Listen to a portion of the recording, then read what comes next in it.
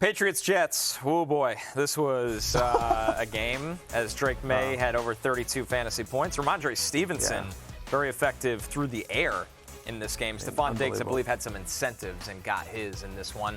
And Breece Hall, who, if you had Breece Hall, you probably weren't playing in the fantasy championship, has a good game because he had the long 50-plus yard touchdown run. But, man, the first half of this was comical. Drake Maye didn't even have to finish this game. No, it was unbelievable. Just throwing ropes, just easy. It was just wide open all day to throw, and everybody was wide open. Connor, I'm sure you had a lot to talk about on SNY, and of course Badlands, the second best Jets podcast out there. Number 2. I mean, it was so bad. Like, I would have thought a month ago, like, they're not firing Aaron Glenn. It's been a bad year, but he knew it was a rebuilding project. You get the mulligan year. You get the mulligan year and everything. They've had some injuries. They clearly don't have a quarterback. The team traded Sauce Gardner and Quinnen Williams. But this was so bad and such a lack of effort. It looked like a JV team. Yeah. It really felt like an XFL team against an NFL team. Yeah, as we spoke about last, what has Aaron Glenn done to keep his job?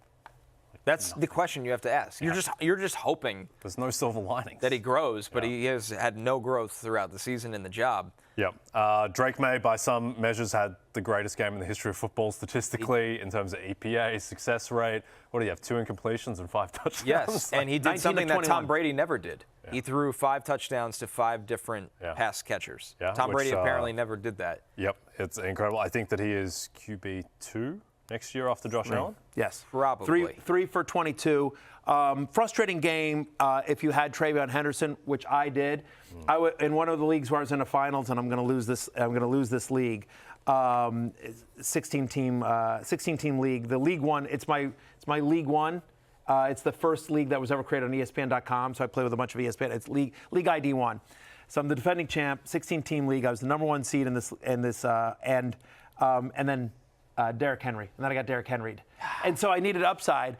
And so 16-team league, I had Chase Brown and Drake Maye. So I thought I actually made a run of it, but then the guy had the Giants defense, 22 points. Thanks, Gino. So that's what I'm going to lose to. And absolutely brutal. But the reason I bring all this up is because I had Travion Henderson as my number 2 running back. It's 16-team league, so I didn't have a lot of depth. And I'm like, is he going to play or not? And so I picked up what I barely could. I was like, okay, Devin Singletary was out there and Audric Estime. And so I had both those guys on my bench. Like, if Travion Henderson was ruled out, I was going to play one of them. Right. And Travion Henderson luckily was active. I'm like, okay, here we go with Travion Henderson. Estime and Singletary both doubled up Travion Henderson. Still wouldn't have mattered. The guy just had like every single player that went off as well. He had I forget who else he had, but yeah, it was Derrick Henry, and he has Stafford tonight. He has Stafford tonight, and he had whatever. Anyway, so Travion Henderson, very disappointing game, but I think if you look at the underlying numbers, I mean, like great usage. I mean, Rhamondre Stevenson weirdly got the long touchdown catch, right? But only 8 carries here.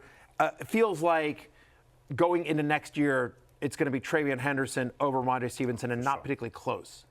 Yeah, I never trust the old school coach like Vrabel, and that's but logic would agree with you. He's not going to be an every down back. No, it's just they're an old school staff. I think it'll be Gibbs Montgomery.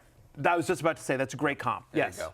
Yep. And the offense could be good enough that's fine. Yep. We'll talk plenty about Breece Hall, who's a pending free agent, and where his dream landing spots are. It's probably a longer combo for another day. I think there's a good chance the Jets franchise tag him, which I know I don't think he would enjoy. Sure. But like I said, it's a long combo for another day. Is there anyone else the Jets could potentially franchise tag? Elijah Vera Tucker. Okay.